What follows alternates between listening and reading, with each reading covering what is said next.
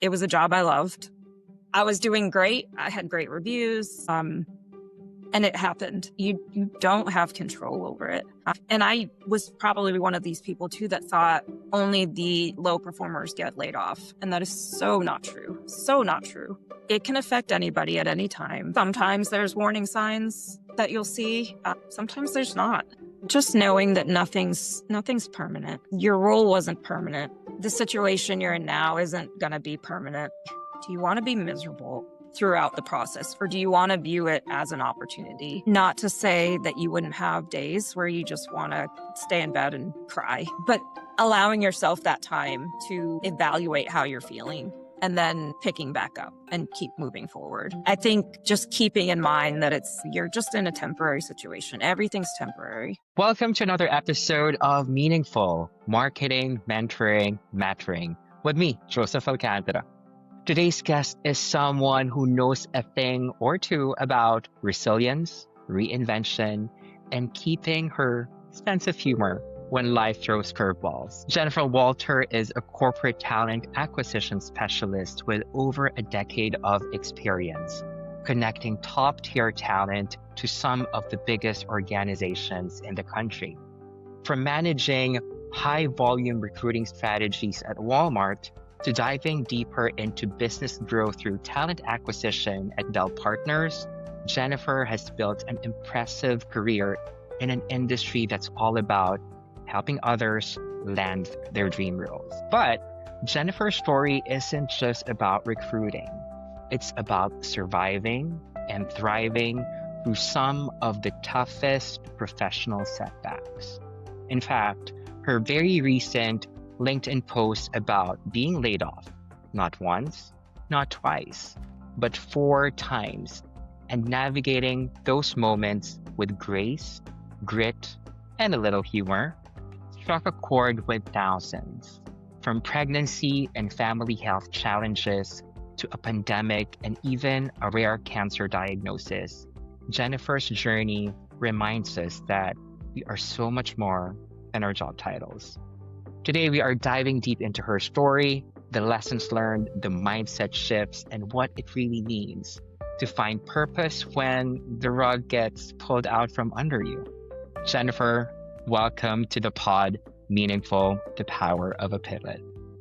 Thank you. I'm excited to be here. Well, first of all, Jennifer, after reading your profile and your LinkedIn post, I'm one of those people who commented, and said that, yes, we need this story and we need words of wisdom and actual resilient and authentic stories from people like you, especially in the situation where most folks are probably in right now. But before we dive deeper into everything that you've shared there, let's start first with your meaningful life story. Can you take us back to who you are, what's your origin story, your experiences that led you to who you are today? Yeah, absolutely. So I actually grew up in New Hampshire in a touristy kind of town. So we were right on the lake, and you grow up in a town like that and you take it for granted. And now that I'm not there, I miss all the beauty that was there, and I would love to go back. But I came down to North Carolina for school. I hated it. I was there for 3 days. I went to UNC Greensboro. 3 days, I was like, this is not for me. So I went back to New Hampshire. I was like, I can make it on my own. I did that for about 2 years. And then I was like, I can't do this on my own. So I came back down south. My parents had moved down here. And that's when I went to NC State. I loved it. It was my time. It was all the way it was supposed to be. So I got a psychology degree there. I met my husband not too long after that. It'll be 10 years this year. So we're going strong. And I have a 9-year-old daughter who is just like me, which is awesome and scary at the same time. But yeah, we have 5 cats, which is almost embarrassing to say. A dog, a gerbil. We're an animal house, literally. So yeah, we always have things going on. It's not usually a quiet house, which I kind of like. Lets you know that everything's alive and well. And I got started in recruiting, I would say, I think it was 2007, right when I graduated. I actually worked with a temp agency to apply for an HR job. And I don't remember the reason, but I didn't end up taking it. And then I got a call back the next day and she's like, I think you'd be great at recruiting. Why don't you give it a shot? So I was out of college. I was like, sure, this sounds great. Again, I hated it. I was like, recruiting's not for me. Mm.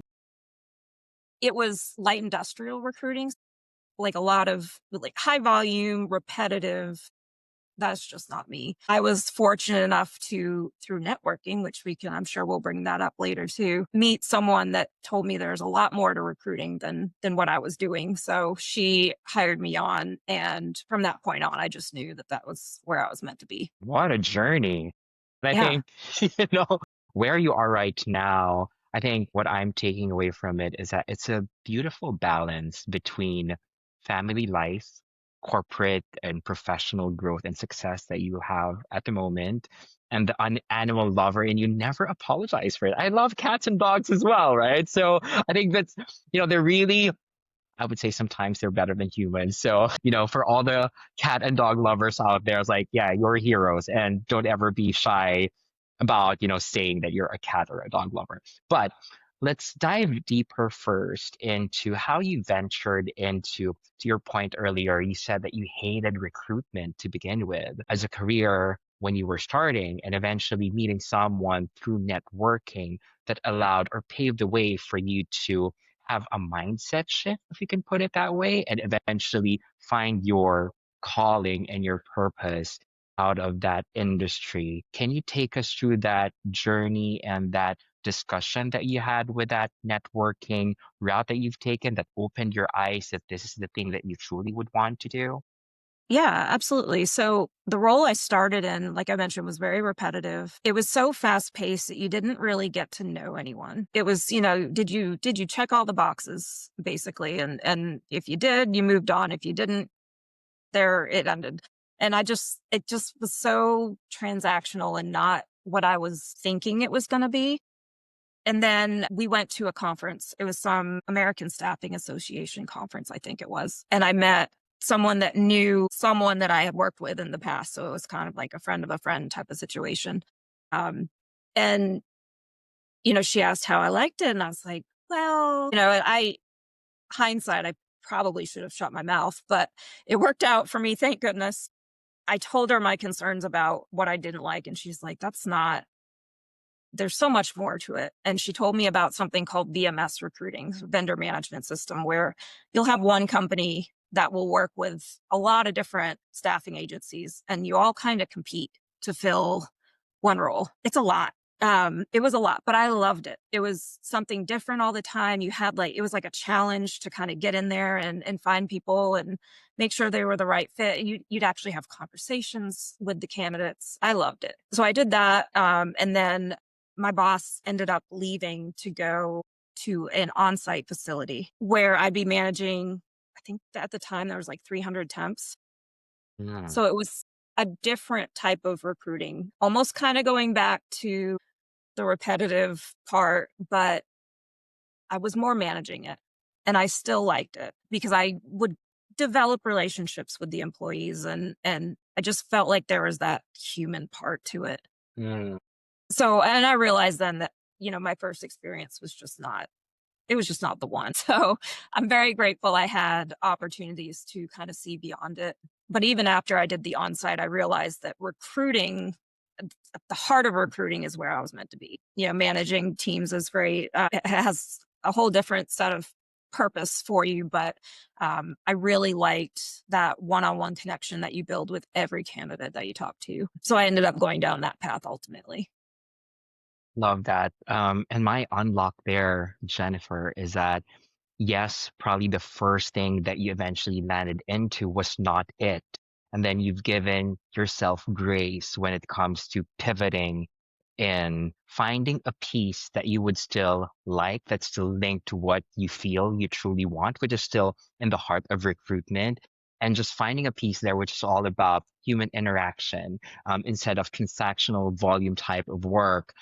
You have looked at the beauty and the connection of being able to do relatively more meaningful work based on what your preference is and eventually thriving through that, which I think is a very important lesson for us folks to understand. We're in, the first try sometimes wouldn't always land on the best outcome Mhm. that we are thinking of, but we should give ourselves grace and the opportunity to really pivot and find ways to, make things better somehow. Now let's dive deeper into that LinkedIn post that I talked about when I introduced you. Probably for folks who did not see it or have not read that, can you give us a snapshot or a summary of the story that you've put in there, like for layoffs, and how you're able to successfully and have managed to go through that challenging journey? Yeah. So, gosh, my first layoff was the worst. Where do I even start? So I had had back surgery when I was 5 months pregnant. I had ruptured a disc in my back and it was just really bad. And they were like, we need to fix it, but there's a risk. And, so that was a scary journey. And then I recovered. And then my mom got cancer. And I was literally in the hospital with her in her room with my family when I got the email that my boss was flying in that day. And I knew what that meant. I had seen other people get it. So I knew. Mm, And you just get this overwhelming sense of panic. Like, what am I going to do? Like, you just you can't even breathe. Looking back, I can appreciate how hard that must have been on my boss because mm, you have a pregnant lady and her mom's sick and she's at the hospital. Like that must have been horrible for her. I wasn't thinking about that at the time. So I was thinking about of course. what about me? So yeah, she delivered the news. It was very, very cut and dry. I cried, but my mom started radiation and chemo after that. And it kind of gave me a purpose. So Mm, I could think about what had happened, but not focus on it because I had other things to focus on. And it gave me the opportunity to be there for my mom. My dad didn't have to take off from work to bring her every day to radiation. It just worked out. She actually stayed at our house because we were closer to the hospital. I had, through networking, found another position fairly quickly so that by the time the baby was born, I had a plan. mm, But that first week, when you get the news, it's terrible. You just don't know what to do. You don't know where to start and what to do and why. You always wonder why. And then, gosh, I that next job that I took, they started a new engineering team with recruiting. It's like this is great, something new for me. About 8 or 9 months after that, the whole team was let go. They decided to change and just focus on IT. So I was on vacation when I got the call. I was almost at that point, like, okay, like that, whatever, mm, it'll all work out, is how I kind of felt. And then I got back from vacation. It was more real. And I found my first job, which I did not find through networking. I think there's only two jobs that I've had that weren't through networking. And then, yeah, fast forward, I joined one of my mentor had started a company. I joined his company. So excited about it. I recruited for Delta and then COVID hit and no one was mm, flying, which meant there were no jobs and then which meant there was no recruiter. So I got laid off pretty quick. It was hard for me and my boss at that time because, we had that relationship for so long and he hated it. I hated it. My daughter had just started preschool, which after COVID went online, which I'm sure you can imagine a preschooler doing online work was insane. But, I stuck through it. I started doing executive search. I knew that wasn't what I wanted to do, but it was work. So I started doing that. I really liked the company I was with. And then I got the opportunity at Walmart. It was my dream job. It was a company and a brand that I believed in, that I knew. I felt like I could talk about it all day, which turns out I could. And I did. And then it was wonderful, but it was so much. I worked all the time. I started early. I stayed late. I worked every weekend. I liked what I was doing. So it didn't register to me at that time that it wasn't healthy until I got laid off from Walmart. They decided to bring everyone to their home office in Bentonville. I could not go there. There was no sarcoma specialist within 500 miles of Bentonville, so it wasn't practical for me to move with my family. And I got this overwhelming sense of relief.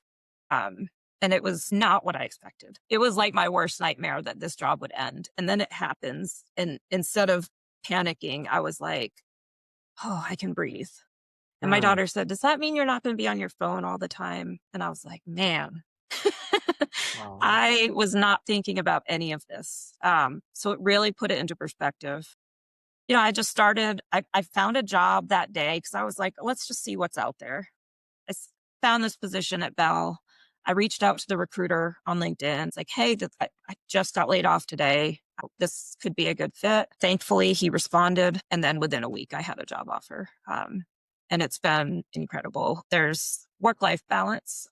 They really appreciate family time and making sure you have that balance, and that you enjoy what you're doing. And it's just been a great experience. Wow, a lot to unpack there. But first Yeah. of all, thank you so much, Jen, for sharing your vulnerable side because I'm sure that not everyone will be comfortable recounting all those moments, especially when it comes to being laid off, because the first emotion that would hit you would always be that sense of, you know, insecurity, lack of self-worth, not not understanding what is happening, the level of uncertainty. So thank you so much for sharing your experiences that I'm sure after hearing the entirety of it, a lot of people would have a deeper sense of inspiration and understanding and probably hopefully hope, especially those who are in this kind of situation. But let's dive deep into what really struck me the most is that the way you've recounted your experiences is that every layoff story had an emotion attached to it. The first Mhm. one was definitely the most painful one because it's your first time. And then in your situation during that time, there are medical emergencies in the family, you're pregnant.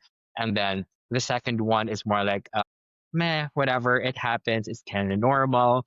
And then the third one is, something that's really truly unavoidable because of the pandemic, which is more like scary as well because during that time, I remember we're not sure about what's going to happen. And then the Right. last piece that you've mentioned is like, it's a sense of relief. So I think those different emotions paint a different kind of picture as well as a different kind of learning and insight in the minds and situations of people who are probably in the same scenario. So I think the first question that I want to ask you would be what drove you to power through all those emotions that you were feeling during those moments? Because for some people, dealing with layoff can be different things, right? For you, what I've noticed is you just jump right into finding the next one.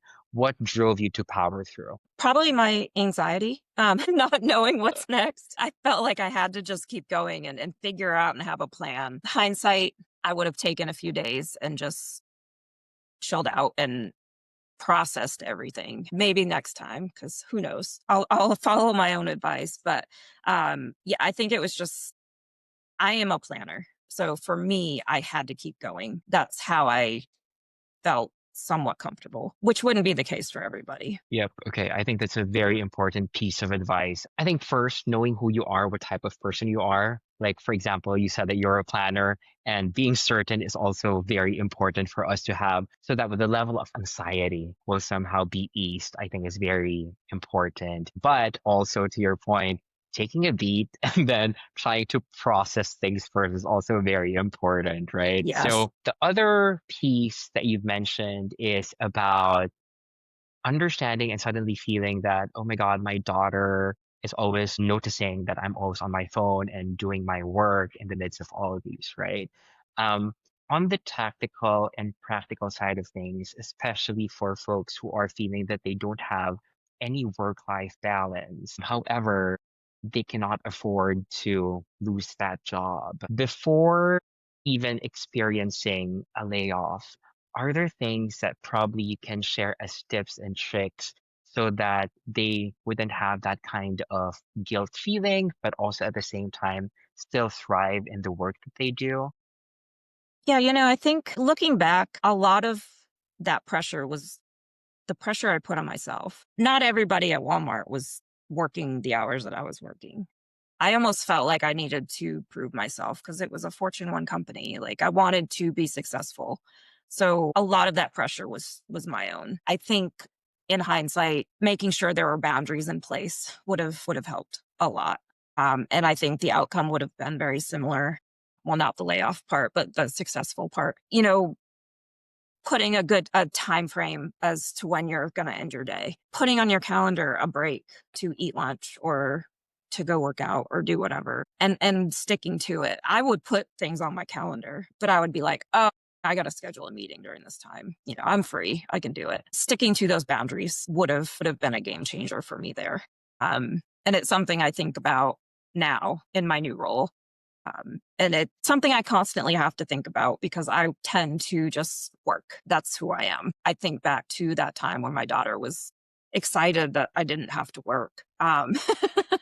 And I'm like, that's what's really important. So on the weekends, we go to the pool or we go to the museum or, we do something fun. And it's just made a big difference. And I still find work meaningful. I'm still excelling in my role, but I have those boundaries. It's great advice. And I think um, that's an opportunity as well if there are people who are in that situation where they've blessed with the opportunity to restart and pivot because of the layoff.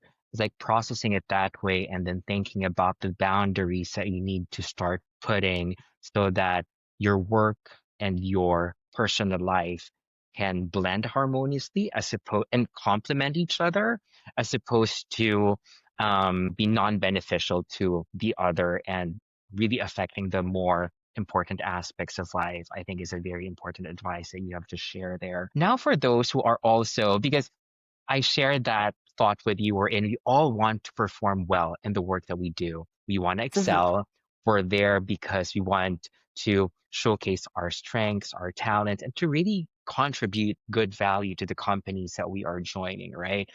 For those who are having that pre-layoff anxiety, because let's be honest, like when we look at the news left, right, and center, there's no week that there's no layoff announcement across different sectors and different Yeah. industries. Are there suggestions or advice or thought starters having experience for layoffs to those people who probably have not experienced that before or are fearing that already? Are there things to think about? Are there stuff to prepare for? Are there ways for you not to be in the chopping block? What are your thoughts around that? Yeah, it was about halfway through my time at Walmart, I got a review. My boss was like, "You're doing great. Wouldn't change anything, but you need to stop worrying. You worry too much." And I was like, "That I've never gotten that feedback." I completely agree, but I've never gotten that feedback. And it was just interesting because I was so worried about my time at Walmart ending. It was a job I loved. I didn't want it to end. So I was always worried to the point where I couldn't really enjoy what I was doing because I was so worried all the time. And then it happened again. I was doing great. I had great reviews. All my hiring managers thought I was wonderful. And it happened. You don't have control over it. And I was probably one of these people too that thought only the low performers get laid off, and that is so not true. So not true. It can affect anybody at any time. Sometimes there's warning signs that you'll see. Sometimes there's not. It's whatever's going to happen is going to happen. It's what you do once it happens that makes the difference. How you decide to think about it and view it is what's gonna make it either a difficult journey or an easier journey. Are there tactical, should we say, to prepare for it if in case that, you're thinking that the company performance is a good indicator that, okay, are we going downward or upward? Is there something that I can do for myself to eventually prepare if in case this eventually affects me, for example? Are there ways around that? Yeah, I mean, Walmart was doing great. It was the best they've ever been, so no one saw it coming. There were hundreds of us that got laid off. I think preparing no matter what is helpful and key and something I will absolutely think about moving forward. It's always nice to have a nest egg. Not everyone's in the position to be able to save money right now. Things are expensive. So I kind of cringe a little when people are like, you need to save money. And like, it's just not practical for everybody, in my opinion. I think The biggest thing I can recommend is networking. Keeping in touch with people you've worked with, people you admire, coworkers, all of that. Keep in touch with people. Just shoot an email and just say, "Hey, thinking of you. How's everything going?" Or, now I'll come across a candidate that looks great for Walmart. And, I still am like, you should reach out to this person. You could get it into Walmart. And just making those connections and networking is so important. That's every job I've gotten has been, except for two, has been through networking.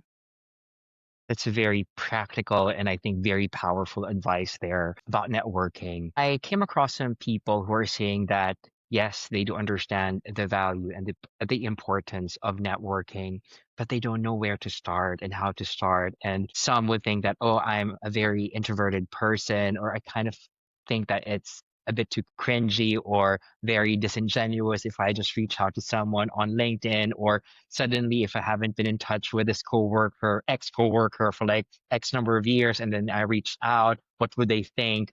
What would be your thoughts around those feelings of people who are agreeing to the idea that they should network, but they don't know how to start, where to begin, and what to do?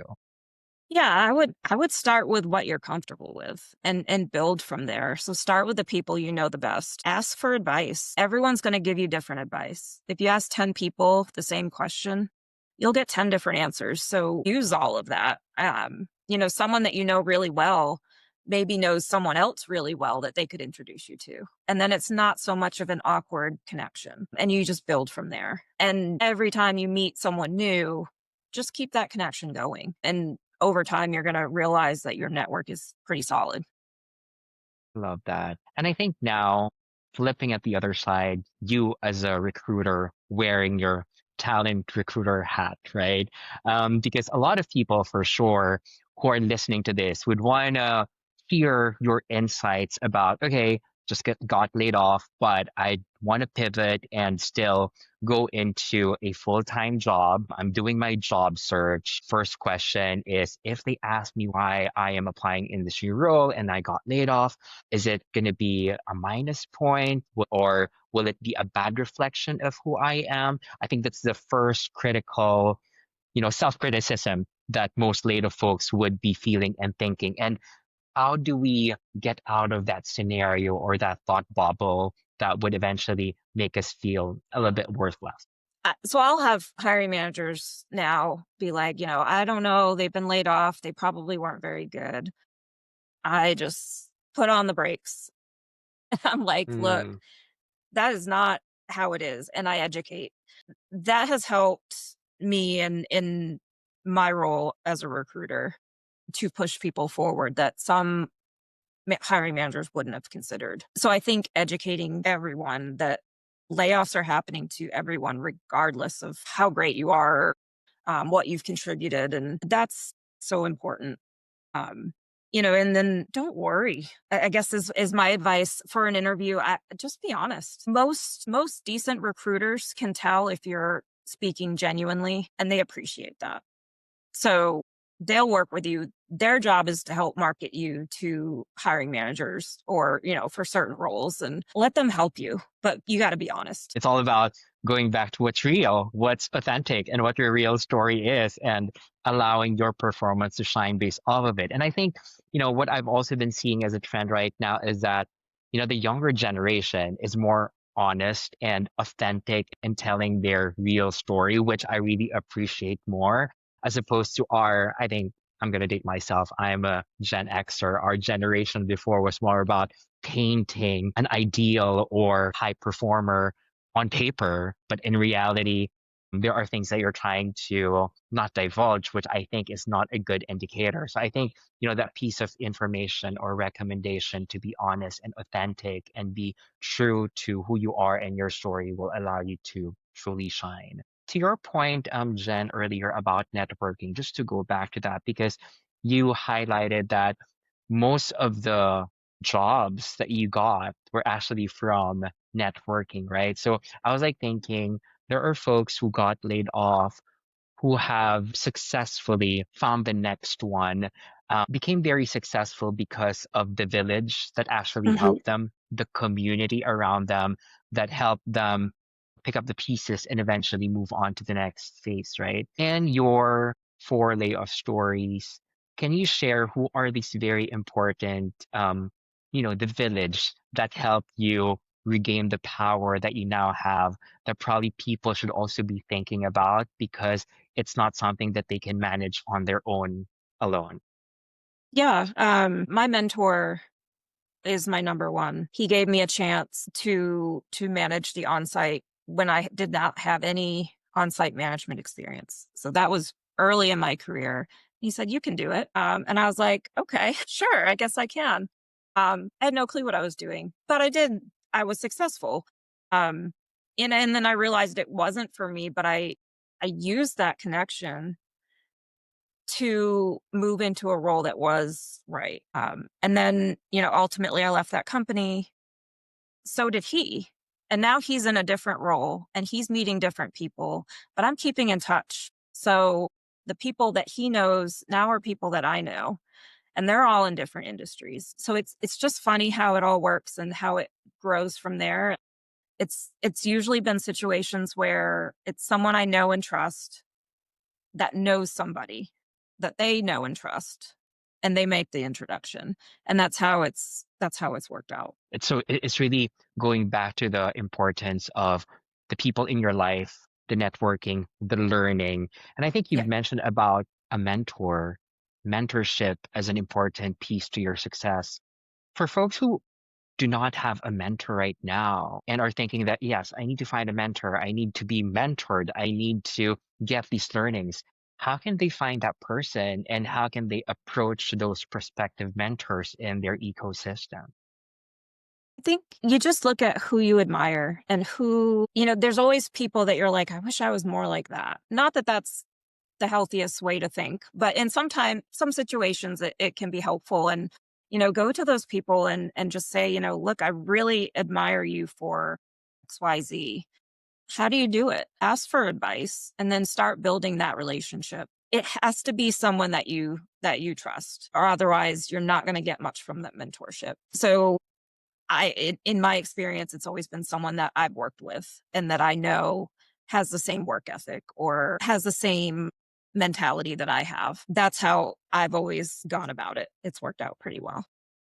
Love that. It's very practical and very simple. I've spoken to a lot of folks as well who've been champions of pushing for mentorship, and that's like literally what they're saying. It's to simplify the process, not overcomplicate it, and look at those people who are close to you that you truly admire and you know that will be a valuable support to you as you grow into your journey and having that sense of openness. And Oh, I think it's interesting. I had hired a recruiter early on in my career. He was actually coming from accounting, I believe. So totally different skill sets and usually personalities. But I was like, you know what? I think you'd be great. So he became a recruiter. He was actually the one that hired me at Walmart. So he worked up through his career and he got me that opportunity. So it's you never know. You never know what's going to happen. I love that connecting the dots aspect as well, because to your point, when you started, sharing your story earlier, it was like things you've mentioned about things happening for certain reasons. And now with that piece of anecdote, it's like, okay, the next gig can potentially come from someone who's part of your past. If you're gonna connect the dots, looking back, it's like, oh, that's why I met this person is because of this, right? Which is kind of a beautiful thing to think about, especially for folks who are not understanding how to navigate things. So, in that similar thought, if you're gonna, look back into your layoff journey, what were those important lessons, or probably the value system that have allowed you to thrive right now? And looking back, you are kind of thankful for because of all those challenges that happened in the past that made you a stronger and a better and a thriver Jennifer that you are today. When you're put in situations where your only option is to move forward, I have a daughter. When I got different health diagnoses, because I was diagnosed with cancer twice, two different types of cancer. In between those, my husband got really sick and was in the hospital for a couple months. Had about four surgeries. She grew up, sadly, she grew up thinking it was normal for her parents to be going to the doctor all the time or to be in the hospital. So it didn't really affect her, but I didn't have a choice. I had to keep moving forward for her. But now, whenever there's a challenge, even if it's something which seems so simple compared to everything else, something at work, there's a problem that comes up, I look at it as an opportunity. Something, how am I gonna it's kind of exciting. How am I gonna solve this? And think about different ways to move forward. And I think that's how everything's really prepared me. I'm grateful for everything that's happened and how I was able to move forward because I can carry that with me into so many different situations. That it really allows you to toughen up, to really be more grateful as well. Because after you get out of that hump, you would realize that, okay, that was tough, but I survived. And I think, realizing that every stage in our life can be pictured in various seasons or different kinds of seasons. Life shouldn't just be seen as a ladder that goes up continuously, but there would really have to be peaks and troughs or peaks and valleys that we would have to prepare for. I think that's a beautiful piece of insight that you have given there. So I think, Jen, to those people now who are like literally in the trenches and experiencing the challenges of the post layoff life, grinding every single day to apply to network after X number of months, nothing is happening. What piece of inspiration can you give them so that the sense of hope would still remain, and very similar to you, the powering through would always be intact in them. Yeah, I think just knowing that nothing's permanent. Your role wasn't permanent. The situation you're in now isn't going to be permanent. But do you want to be miserable throughout the process, or do you want to view it as an opportunity? Not to say that you wouldn't have days where you just want to stay in bed and cry. I've been there. I've been there. I still have days like that sometimes, but allowing yourself that time to evaluate how you're feeling and then picking back up and keep moving forward. I think just keeping in mind that you're just in a temporary situation. Everything's temporary. It makes it a little easier to move forward, and I think what helps me, and this is probably my personality type, but if I set a timeline for something, I'm going to obsess over it and it's not good. So I don't put timelines. I just set little goals and I get there on my own time. If I want to get there quicker, I do more things to get there, but I don't set a timeline. Some people thrive in that type of situation. I am not one of those people. So I need to be able to feel like I have control.